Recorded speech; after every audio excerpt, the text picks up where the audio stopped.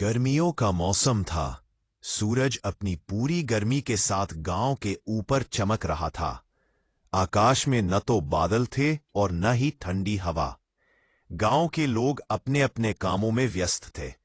खेतों में हल चल रहे थे, महिलाएं पानी भरने और बर्तन धोने में लगी थीं, और बच्चे तालाब के पास खेल रहे थे। लेकिन तालाब का पानी बहुत कम हो गया था।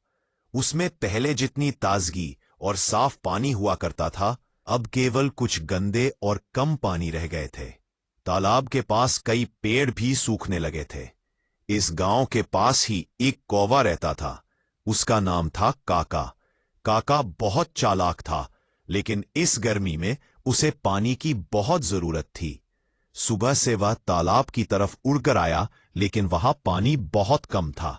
उसने तालाब के किनारे झांक कर देखा, सिर्फ एक छोटा सा गहरा गड्ढा पानी से भरा था। काका की प्यास बहुत बढ़ गई। उसका मुंह सूखने लगा और उसकी गर्दन भी जल रही थी।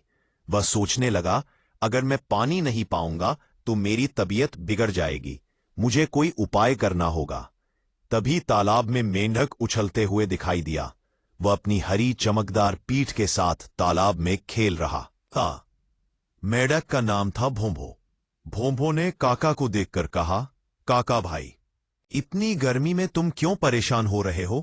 काका ने कहा, भोंभो, मैं प्यासा हूं। यहां पानी बहुत कम है और मैं कुछ नहीं कर पा रहा हूं। भोंभो ने सोचते हुए कहा, काका भाई, मैं तुम्हारी मदद कर सकता हूं, लेकिन तुम्हें थोड़ी धैर्य और समझदारी दिखानी होगी। काका ने उत्सुकता से पूछा, कैसे? भोंभो ने मुस्कुराते हुए कहा, बस मुझे थोड़ी देर देखो, फिर तुम जान जाओगे। खंड 2, मेंढक की योजना। भोंभो ने तालाब के किनारे कूद कूद कर पानी की गहराई को मापा। उसने देखा कि पानी बहुत नीचे है और उसमें सीधे उतरने पर काका भीग जाएगा और उसे चोट लग सकती है। भोंभो ने कहा, काका, अगर तुम सीधे पानी में कूदो तो तुम्हें चोट लग सकती है, लेकिन मैं तुम्हें एक तरीका बताता हूं जिससे तुम पानी पी सको। काका ने उत्सुकता से पूछा, कौन सा तरीका? भोंभो ने पास की छोटी छोटी पत्तियों और छोटे पत्थरों की तरफ इशारा किया।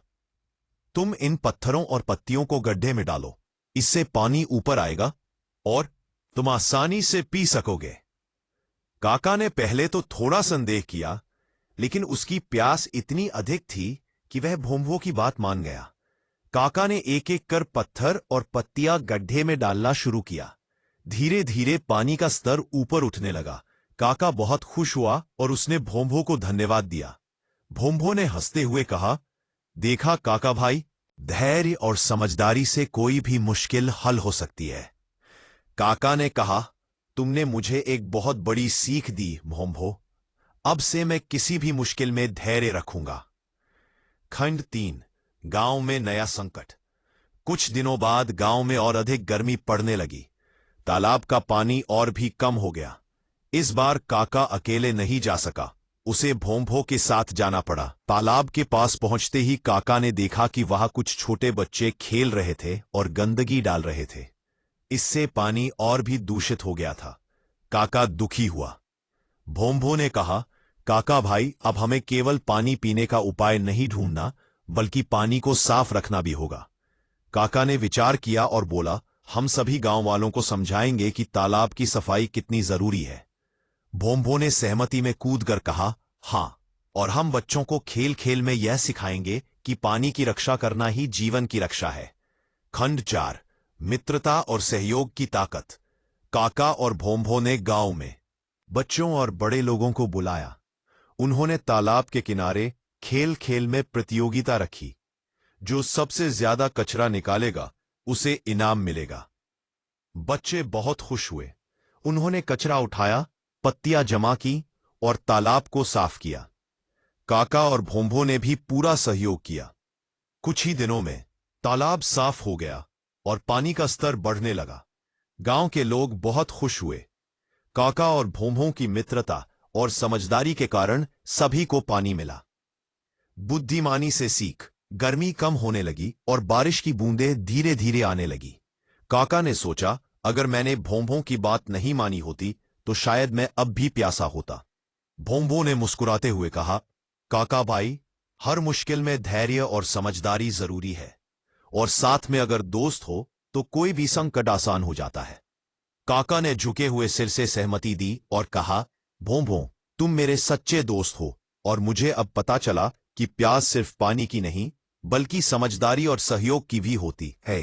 तब से काका और भों भों हमेशा गांव वालों के साथ तालाब की देखभाल करते रहे।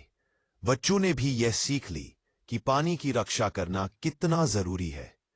गांव में हर साल तालाब की सफाई का त्योहार मनाया गया और काका व भों भों की कहानी हर बच्चे को सुनाई जाने लगी।